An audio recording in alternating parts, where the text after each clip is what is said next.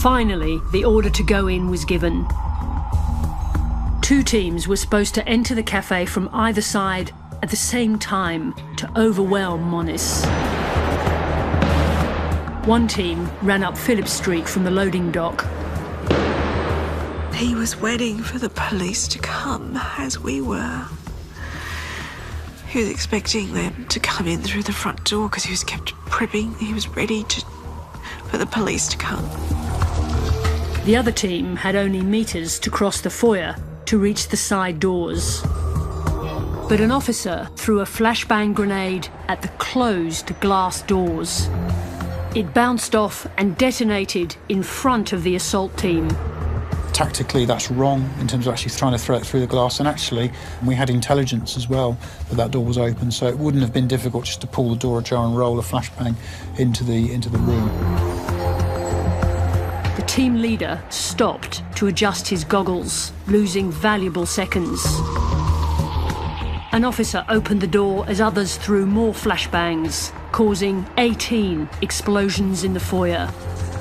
Ultimately, there were a lot thrown into a confined space and they weren't wearing any hearing protection. That's bound to have affected them. The team recoiled and an officer let the cafe door close. The other team had already reached the entrance of the cafe. Moniz fired twice and missed.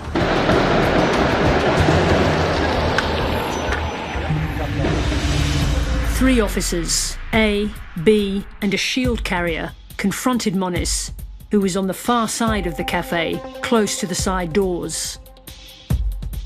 The foyer team was still outside.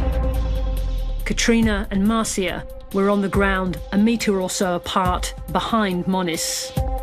Officer A fixed his laser sight on Moniz's chest and fired 17 rounds in 3 seconds.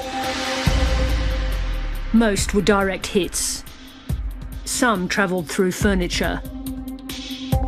Moniz fell to the ground, dead. Officer B also fired his gun, but fell over, grazed by a ricocheting bullet fragment.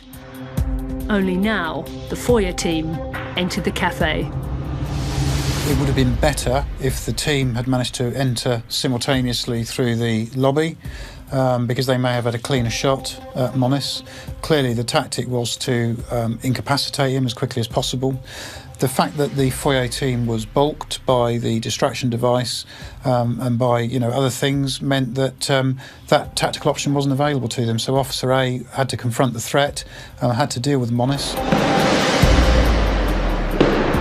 Katrina's husband was watching the events unfold on television. Paul